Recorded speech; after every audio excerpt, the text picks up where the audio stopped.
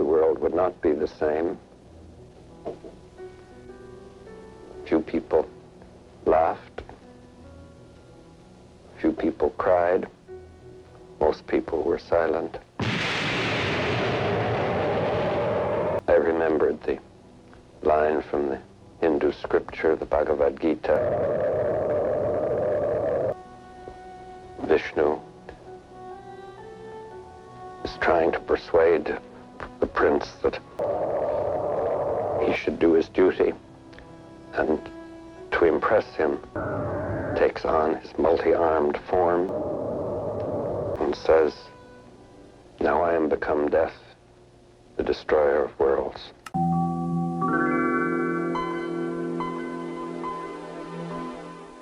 Em começos de 1900, a sociedade se deparava com um dos momentos mais importantes de todos, as famosas Guerras Mundiais, ou Guerras do Hemisfério Norte, porque só eles realmente participaram.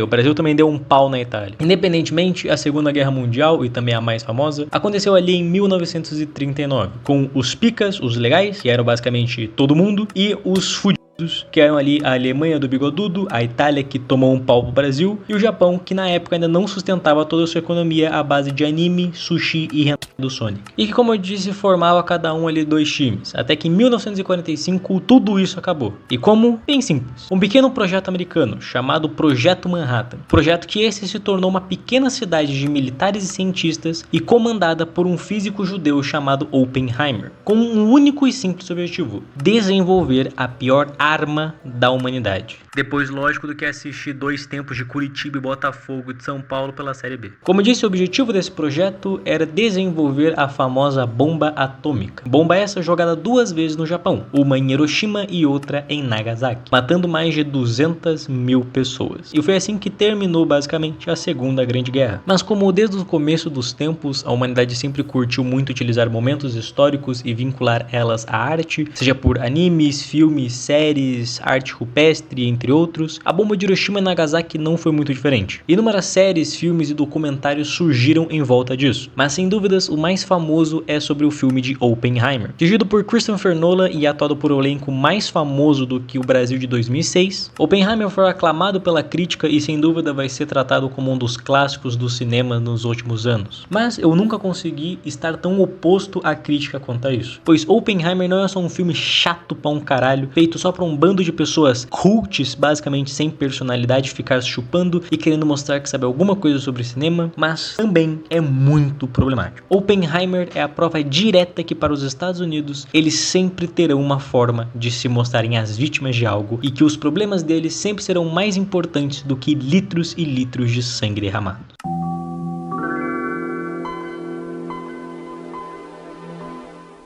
O filme já começa com Oppenheimer do futuro e sim, Oppenheimer não é um filme linear, mas sim inúmeras histórias em tempos diferentes acontecendo ao mesmo tempo, que de um certo ponto é muito top de se ver, é uma forma diferente de contar a história que deixa ele bem interessante, mas ao mesmo tempo é uma forma muito confusa e que não consegue diferenciar muito bem esses tempos, né, que é basicamente divididos por 3 tempos, 3 arcos. O primeiro deles é basicamente o Oppenheimer antes de entrar no Projeto Manhattan e criar a bomba atômica, que é ele estudando, ele tendo seus problemas depressivos, ele ficando com comunistas e indo para festas de esquerda, já que esse é tipo o principal ponto do filme. A segunda parte é o Projeto Manhattan em si, é a criação e a confecção da bomba atômica. E o terceiro, que é o mais chato e o mais descartável, que é o julgamento, que é uma merda e é muito insuportável mesmo. Mas como eu quero deixar a comparação mais linear e mais fácil para vocês entenderem o que eu quero apresentar para vocês, eu vou separar tudo em uma forma mais linear, diferente do que o filme coloca pra gente. Oppenheimer é um americano judeu que estudava lá na Europa. Tudo isso porque os Estados Unidos ainda não tinha nenhuma escola ou desenvolvimento acadêmico bom o suficiente na área de física teórica. Só que vimos que ele tinha muitos problemas, principalmente pelo fato dele tentar matar a porra do professor dele envenenando a maçã dele. Mas por muito azar do destino, ele quase acaba matando outro cara muito pica aí da ciência que estava dando uma palestra. E que esse cara meio que fala que o Oppenheimer é muito top e que ele deveria dar uma aula em outra universidade ali na Alemanha. E é ali que ele encontra outros cientistas tão bom quanto, que que eu não conheço ninguém porque eu sou burro, mas esse cara aqui é o Walter White, muito foda. E esse arco, como eu disse, dá muito foco em questões acadêmicas, mas principalmente em suas relações com pessoas da esquerda, com pessoas socialistas, como por exemplo o seu irmão, que é de esquerda, a sua mulher, que também é de esquerda, a sua amante, que é de esquerda, ele também é canhoto, ou seja, tudo que os Estados Unidos odeia. O tempo vai se passando e a Alemanha do Bigodudo finalmente consegue dividir um átomo, que isso é muito foda, lá em aproximadamente 1938. E com isso os Estados Unidos fica com um cu na mão e chamam Oppenheimer, que meio que era o único nóia suficiente a entender sobre o assunto que estava nos Estados Unidos na hora, mesmo sabendo que ele é de esquerda, permitem que ele organizasse o Projeto Manhattan. Projeto isso que, como eu disse, resume de um bando de cientistas criando uma cidade falsa, tudo para desenvolver uma bomba atômica para ajudar os Estados Unidos nessa guerra. Meio que aqui começa o segundo arco. Geral meio que se reúne e algum nerd fudido deve achar isso tão legal quanto todos os Hokage se encontrando na quarta guerra ninja. Meio que só os picas dos picas estavam aí para, como eu disse, desenvolver uma bomba atômica de destruição em massa. Mas o problema era muito simples e de maneira muito burra, porque eu não consigo explicar de maneira melhor. A bomba serve para produzir uma reação de destruição em cadeia, ou seja, uma bolinha explode, aí essa bolinha explode as outras bolinhas, aí essa bolinha explode mais bolinhas e assim sucessivamente. Só que aí o problema é em que momento que essa merda para. Um dos caras falou,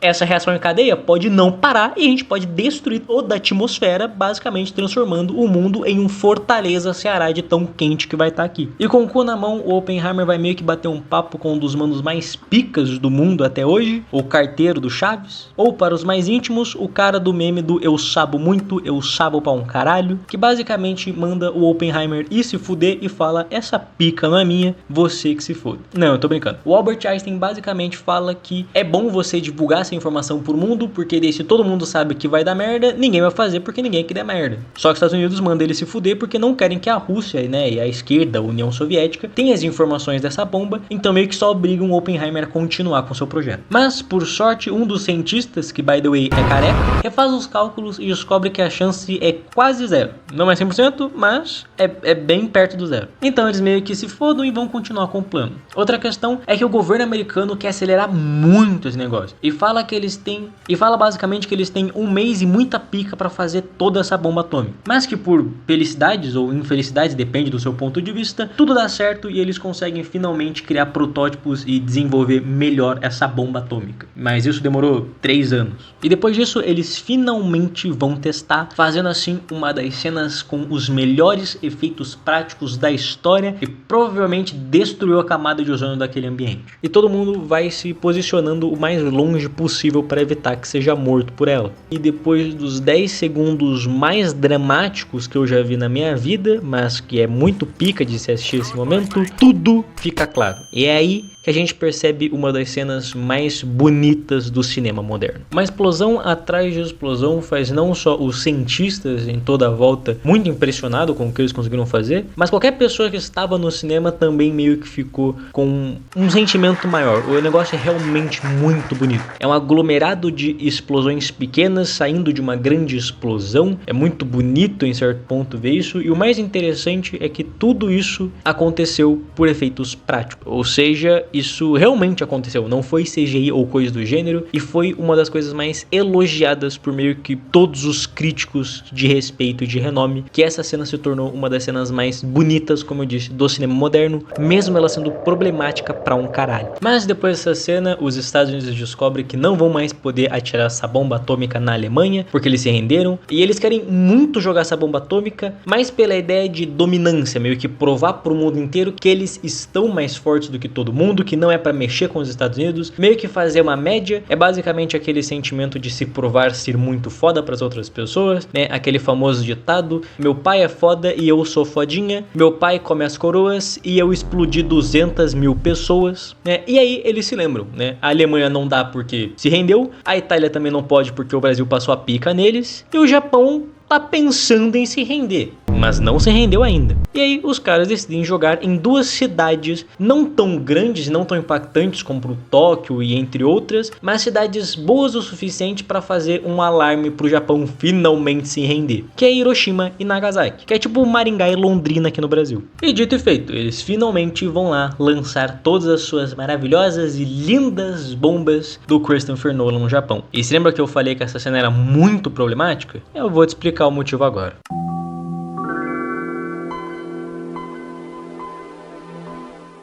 Para mostrar mais dos problemas e meio que desse lado mais vilanesco dos Estados Unidos, eu decidi também trazer outro filme para evidenciar esse ponto de vista diferentes da arte, para mostrar e dar ênfase maior nos problemas que eu tenho com Oppenheimer e apresentar para vocês o outro lado dessa história dessa guerra, o outro lado da moeda. Existem dois filmes muito picas feitos por japoneses para evidenciar esse momento de trevas que aconteceu no país deles, que é O Túmulo dos Vagalumes, feito pelo estúdio Ghibli, que é muito mais focado nas vítimas da guerra do que a bomba em si, e Jane Descalço, que é uma animação muito mais antiga, que fala não só de uma experiência vívida pelo próprio autor desse mangá, mas também tem a cena mais famosa quando a gente fala sobre a animação dessa bomba atômica. Mas eu considero Túmulo dos Vagalumes melhor em muitos pontos, como por exemplo, pau no seu cu, o canal é meu, eu escolho qual filme eu vou querer comentar, e 2, foi o único que eu achei uma qualidade melhor que 180p para falar sobre esse filme. E por isso eu vou resumir a história desse filme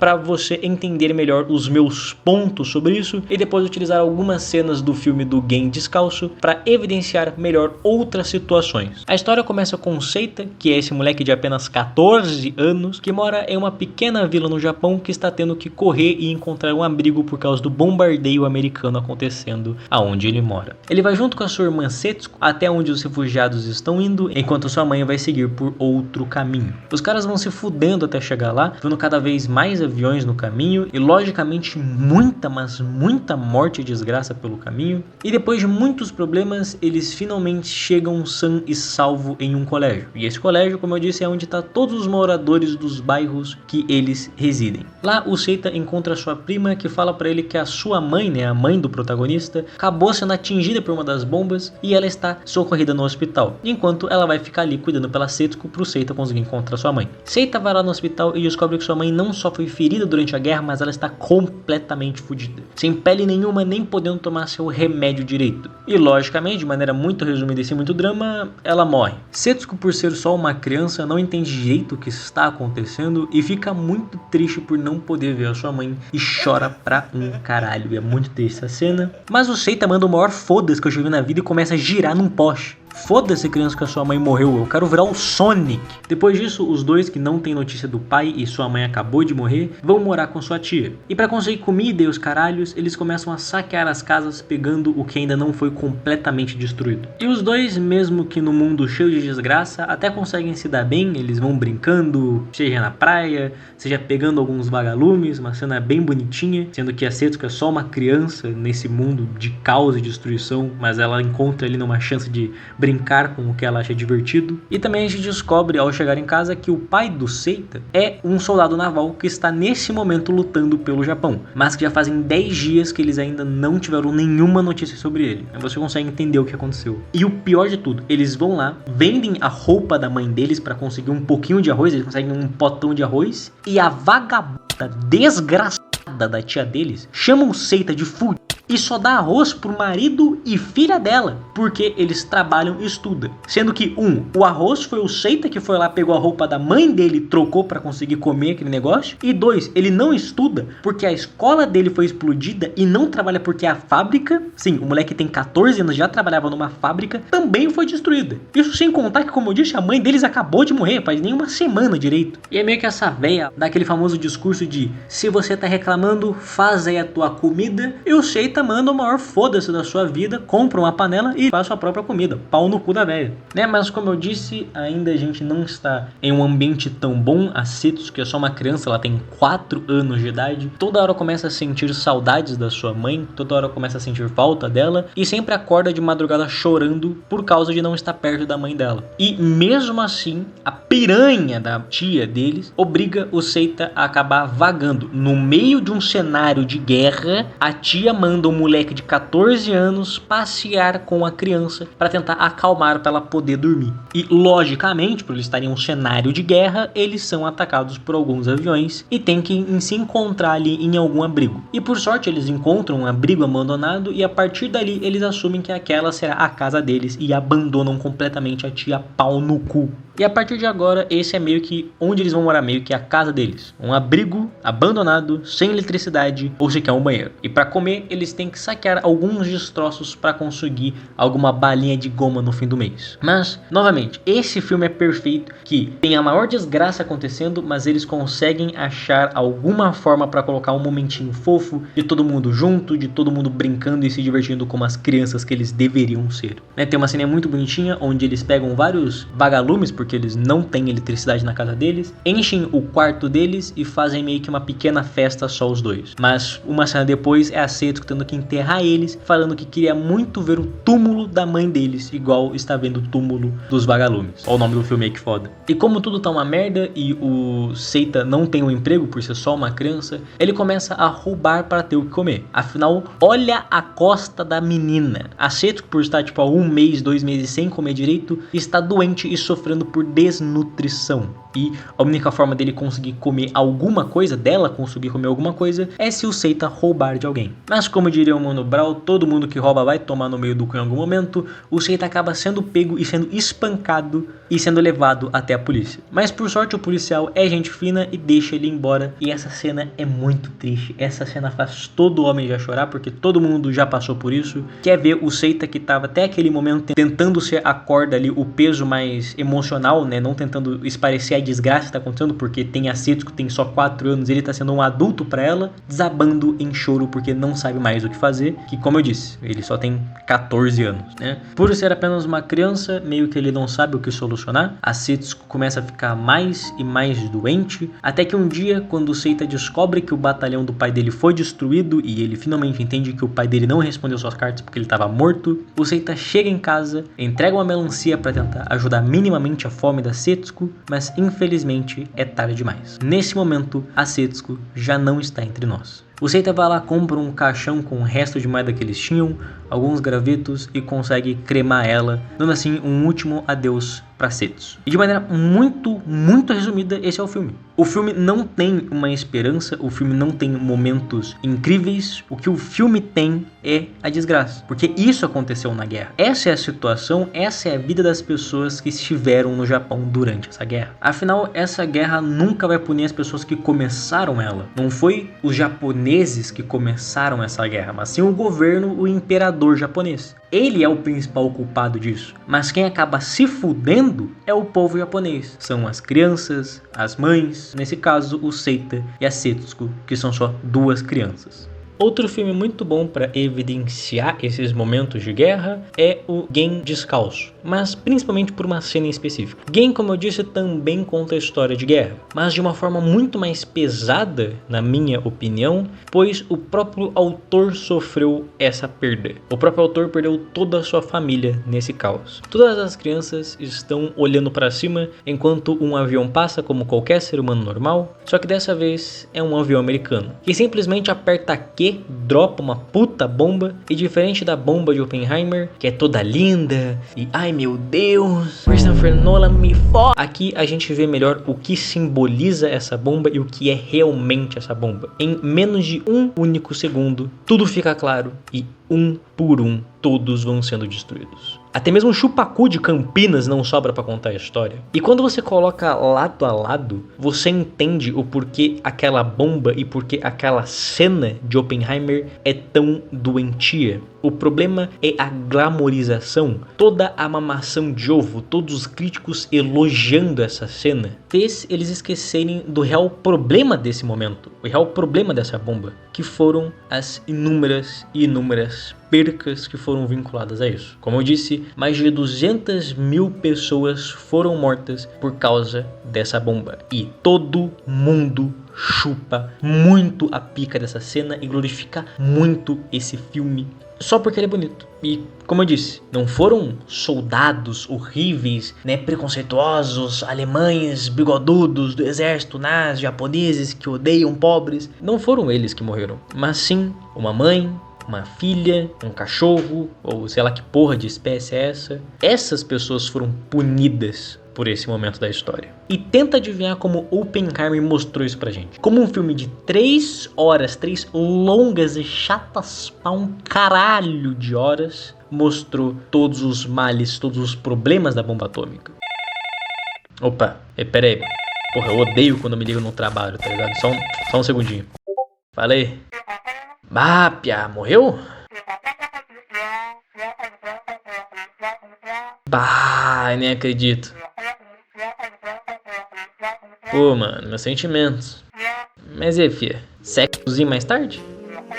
Pô, você sabe que eu tô com saudades, tá ligado? Sabe de... Não. Ignora isso. Vamos só eu e você, tá ligado? Musiquinha, HBO Max. É o Pix, cara. Não, desliga você. Eu fico todo bobo. Tá bom. Eu também te amo, né? Eu te pego mais tarde, hein? Safada. Aí é foda, né, gente? Porra, desculpa.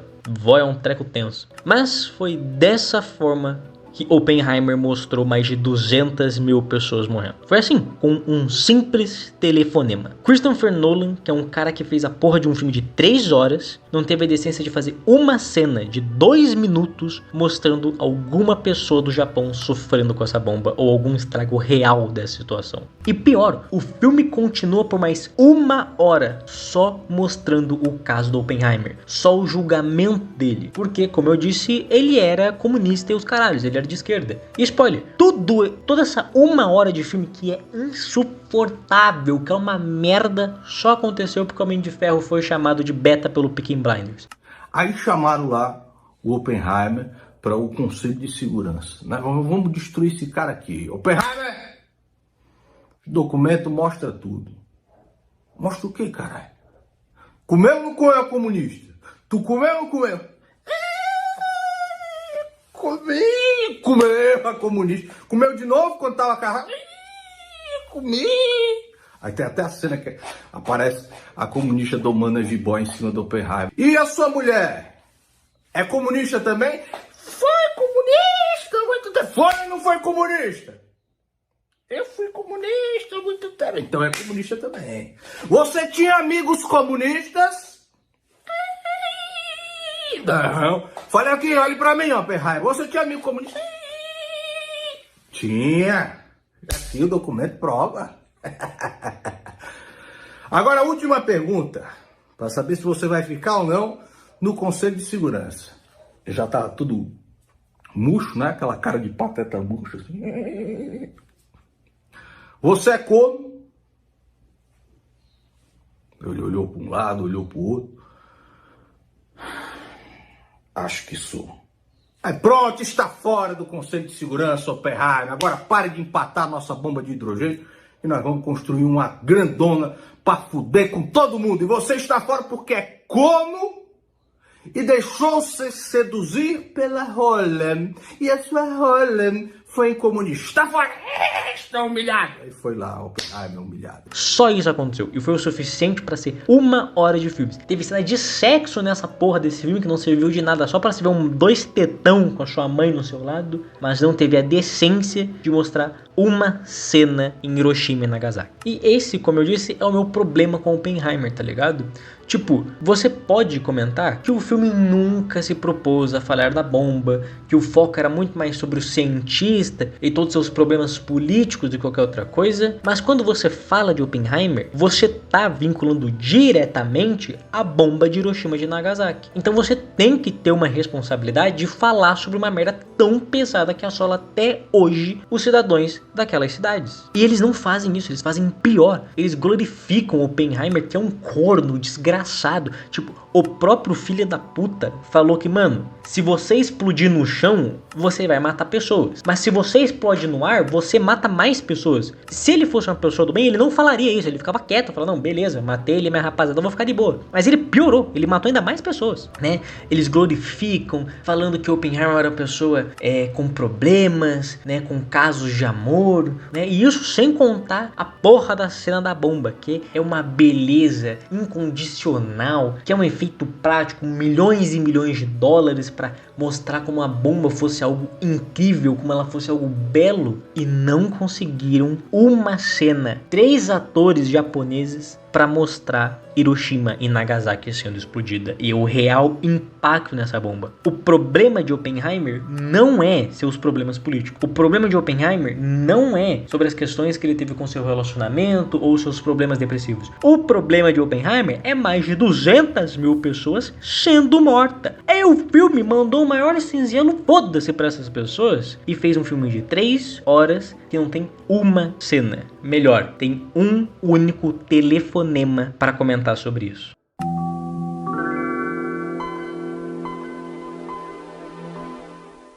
E esse é o fim de mais um vídeo. Muito obrigado por você ter acompanhado até aqui. Se você gostou do vídeo, por favor, considere se inscrever nesse canal. Por mais recente que ele seja, ele já tem alguns vídeos que eu particularmente considero muito interessantes e eu tenho certeza que você vai gostar de acompanhar. E se você gostou mais ainda, considere também deixar o seu gostei, ajuda bastante na divulgação e também aí, principalmente, comentar alguma coisa. É sem dúvida a coisa mais divertida que eu tenho para fazer em relação ao YouTube, é comunicar com vocês e ter essa relação mais próxima entre criador e consumidor. Eu sempre priorizo responder todos os comentários, seja você comentando sobre o tema do vídeo, seja você dando alguma crítica construtiva sobre roteiro, edição de vídeo, ou só algum comentário aleatório. Ajuda não só na divulgação, mas eu ficaria muito feliz de poder ver outros pontos de vista sobre esse mesmo tema. Até mesmo, quem sabe, alguma recomendação de outro vídeo ou outro filme para se assistir. Outra coisa que eu queria comentar é que o canal passou por, entre muitas aspas, algumas mudanças, e eu queria muito comentar sobre isso. Ele é um assunto muito mais referente ao canal e não sobre o vídeo, então as pessoas que só viram esse vídeo e não se importam tanto,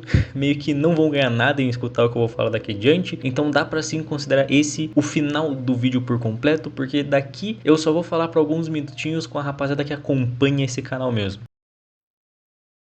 Pra você que não viu, eu acabei passando basicamente um mês sem publicar vídeo e não deu nenhum exatamente problema, mas foram um aglomerado de situações que me obrigou a priorizar outros quesitos que não fossem o YouTube em si. Questões da faculdade, trabalho, meu computador deu problema por um tempo e eu aproveitei esse tempo que eu não conseguia focar diretamente no YouTube para conseguir entender um pouquinho melhor de como deixar esse canal com uma qualidade mais profissional ou pelo menos não armadora. E eu descobri que eu tô fudido. Pra você que não sabe, a plataforma prioriza muito quantidade, até mais do que qualidade. Então o canal que publica todos os dias vai ser muito mais ajudado pela plataforma do que aqueles que tentam produzir algum conteúdo mais longo ou mais trabalhado e que requerem tempo. Não que honestamente seja um problema para mim esse quesito, mas a questão é que o YouTube prioriza sempre os canais que publicam pelo menos 1 ou 2 vezes por semana. Mas como meus conteúdos eles são um pouquinho mais trabalhados, tem um roteiro um pouquinho maior e meu computador não é uma ferramenta muito boa para produção desses vídeos, eu acabo demorando no mínimo 2 semanas para produzir um vídeo para vocês. Ou seja, muito mais do que o YouTube gostaria, fazendo que diminui muito meu alcance nos vídeos. Mas felizmente tem uma forma de contornar esse problema, que é a questão dos shorts. Para você que não sabe, o YouTube tem essa ferramenta de vídeos curtos e nunca foi algo que eu quis abordar tanto. Eu já fiz alguns shorts antigamente, alguns meses atrás eu já tentei me divertir com aqui e por mais que tenha sido muito legal, não é exatamente o que eu quero trazer para a comunidade. Eu gosto de fazer vídeos longos porque eles me permitem terem mais ideias e não ser limitado a quesito de pouco tempo. Mas para evitar que o canal seja esquecido pela plataforma, eu vou ter que publicar algum short. E eu queria comentar isso com vocês, para deixar todas as cartas na mesa. Eu coloquei um post na comunidade explicando melhor o que aconteceu, mas eu acho que é bom eu vir aqui também falar para vocês, aproveitar essa oportunidade. Em quesito a vídeos, eu não acho que vai mudar a frequência e a qualidade muito menos. Os vídeos vão continuar continuar saindo entre 2 a 3 semanas, que é o tempo mínimo que eu consigo publicar um vídeo de 20 minutos sobre algum tema. Mas para compensar isso, como eu disse, eu preciso da quantidade, eu quero publicar shorts pelo menos todos os dias. E se não for todos os dias, um dia sim, um dia não. Os shorts eles vão ser bem variados, mais sobre assuntos que eu esteja gostando no momento. E os assuntos que eu mais estou comentando é questões de filmes, séries, animes e mangá. A rotina que eu tô produzindo e os conteúdos que eu tô priorizando mais vão ser questões de Blue Lock, que é um mangá que eu sou muito fã, acompanho semanalmente, faço parte da comunidade e acho interessante falar sobre. Outro objetivo que eu quero trazer com esse canal, essa produção de vídeos curtos, seria uma questão de notícias, principalmente falando o que está mais em alta, tanto na comunidade de cinema, quanto na comunidade de anime, quanto na comunidade de jogos, são comunidades que eu participo bastante. E por fim, e o conteúdo principal, o que eu acho mais interessante que eu vou querer publicar, é questão de review de filmes. Obviamente não vai ser nenhuma review técnica, porque eu não sou tão bom sobre isso, mas eu quero me obrigar a estudar mais filmes, encontrar maior repertório para poder trazer melhores conteúdos, melhores roteiros, melhores referências para o canal. E por causa disso, eu quero publicar pelo menos 2 vezes por semana ou 3 vezes por semana algum vídeo comentando sobre algum filme que eu assisti. E por isso eu gostaria bastante da ajuda de vocês. Por mais que eu seja muito fã dessa arte, eu não conheço tantos filmes interessantes para acompanhar e comentar sobre. O que eu mais conheço vai ser a questão dos mais famosos e mainstreams, que não são tão interessantes porque todo mundo já conhece esses filmes. E eu gostaria muito de pedir a ajuda de vocês para me recomendar alguns filmes para eu assistindo durante a semana e fazer essa rotina um pouquinho melhor e de consequência, como eu disse, melhorar a qualidade dos vídeos. Eu não quero mudar ou priorizar os conteúdos curtos, como eu disse, esse canal serve para produzir vídeos longos e mais detalhados com bastante temas envolvidos, e os vídeos curtos são mais uma ferramenta para não deixar o canal morrer no ponto de vista da plataforma. Por mais que eu vou estar sempre trabalhando nele, o YouTube, como eu disse, obriga o criador a produzir com uma certa frequência, e para isso existem os vídeos curtos, não vai ser uma prioridade do canal. Então por isso eu peço bastante da ajuda de vocês, porque se ele der certo, o YouTube vai recomendar mais ainda esses vídeos curtos e não só vai atrair mais gente pro canal, mas também vai atrair mais atenção da plataforma para divulgar esse meu trabalho, que querendo ou não é bastante trabalhoso, principalmente quando eu não recebo nada por isso. E é basicamente só isso que eu queria comentar com vocês. Obrigado novamente por confiarem no meu trabalho para entreter vocês por alguns minutinhos. Tenham um ótimo dia, uma ótima semana e adeus.